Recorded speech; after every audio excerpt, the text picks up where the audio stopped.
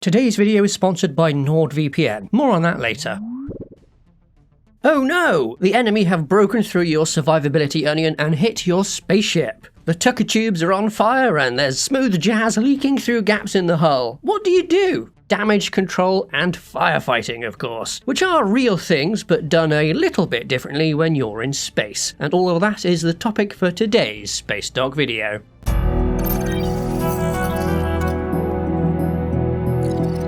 First off, what is damage control? It's what the name says it is, control of damage, typically in reference to stopping a ship from sinking. Spacecraft in sci-fi take a lot of inspiration from naval vessels and how they operate, so this side of things regularly shows up. Which is fair enough. There are plenty of similarities between not wanting to sink and not wanting to lose your air to space. The solutions to these problems are also pretty similar, though since the flow is in a different direction, there are some caveats. But you could still stuff a hole with wooden blocks to slow the flow rate, though since the air is blowing outward, you can also use that pressure to hold something over the hole, like the clipboard in The Expanse, though I also think that had some spray glue or something. Either way, the first response is something quick and dirty. Longer term patching can come later when there's a little bit more time. The equipment and tools to effect these stopgap repairs should ideally be easily accessible. Real vessels concentrate them in special damage control lockers, something which rarely ever shows up in fiction, but which I have to applaud Nebula's Fleet Command for actually including. In general, damage control is a whole part of that game. It's great, and shows how something as big as a ship can take a beating while still being functional. There is a whole other side of damage control that comes with high-tech sci-fi, computers, which brings us to the sponsor of this video, NordVPN. But not for the VPN part, you already know about that. Well, it is about the VPN because bundled with it, you can get their all-in-one security app. This means that built right into the VPN is their next-gen antivirus, designed to intercept the most common online threats at the source by preventing malware from being downloaded in the first place. But it does more than just that. It also blocks adverts, blocks scam websites, neutralizes dodgy phishing links, and stops intrusive trackers. You can protect up to 10 of your devices with this all-in-one digital security app, no matter the platform you use, from Mac to PC, whether at home or on mobile. And since this is bundled with the VPN, it's all under one subscription, and you can pick the plan that has the features you need. And if you don't like it, there's even a 30-day money-back guarantee. So check out NordVPN and their all-in-one digital security app with up to 4 months extra by using the links in the description and pinned comment below.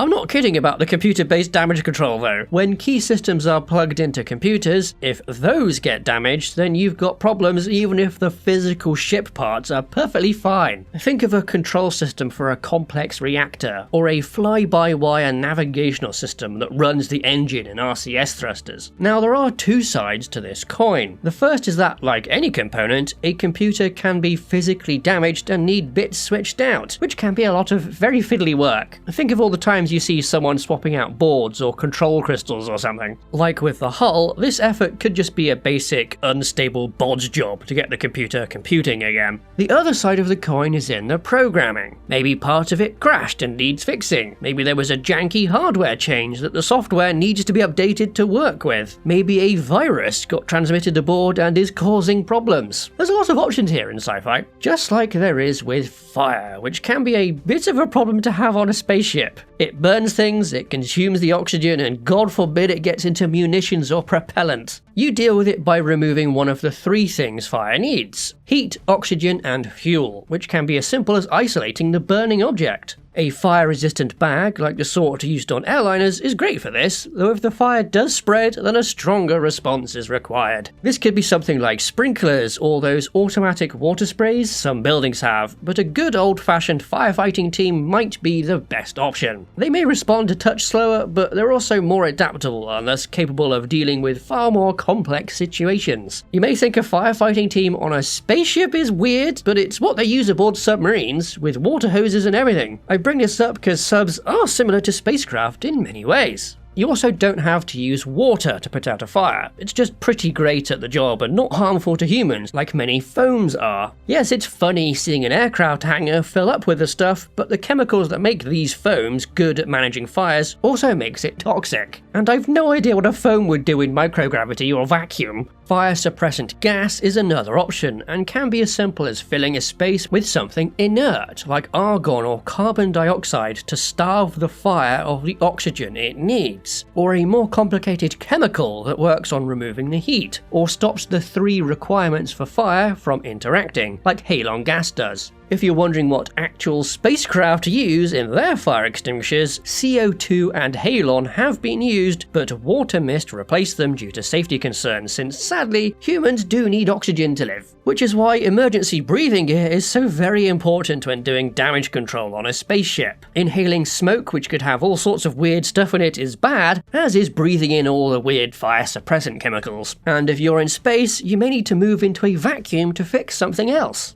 And that there, totally venting the air to space, is a very dramatic option if a fire gets really bad on a spaceship. How effective this is depends on where the fire is and the design of the spacecraft, and doing it is a big problem for anyone still in there. Battlestar Galactica gets the highlight here because it makes a big deal about the decision to do this, sacrificing the damage control teams battling the fires in order to save the entire ship. But even doing this might not put out the flames. Fire can exist in a vacuum, it just needs its own source of fuel and oxygen to keep burning, which is exactly how rocket engines work. So one of these fires in a vacuum may need special attention to stop it causing more damage, though this could be as simple as cutting off whatever pipes are feeding it. No matter the type of damage control, it's always going to be a dangerous job. The area is damaged, there could be all sorts of hazards, and you're probably still in combat. And for space in particular, objects in freefall and unpredictable acceleration in many directions all pose an additional threat. Even the work required to make a fix could put the whole craft in danger, like the recent risk on the International Space Station that had crew sheltering in place in their escape pods.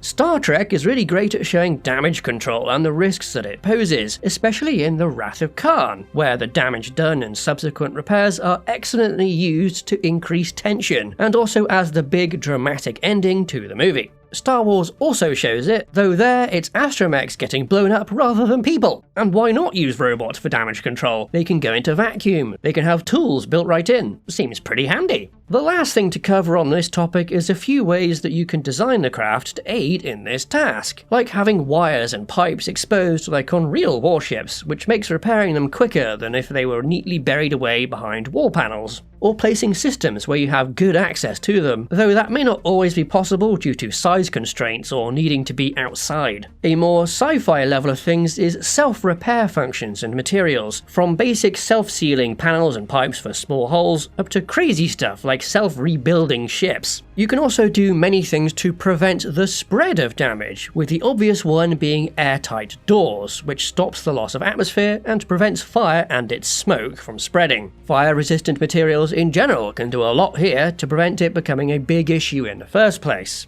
So that was a quick run through of damage control and firefighting aboard a spaceship. There's a lot of similarities with ocean-going craft, but also plenty of differences that need to be accounted for, thanks to microgravity and the vacuum of space. You can support Spacedock by joining our Patreon, where you can get our frigate, fighter, carrier and battleship design reference books, as well as early access to upcoming videos and wallpapers. Alternatively, become a channel member here on YouTube. To our supporters, thank you.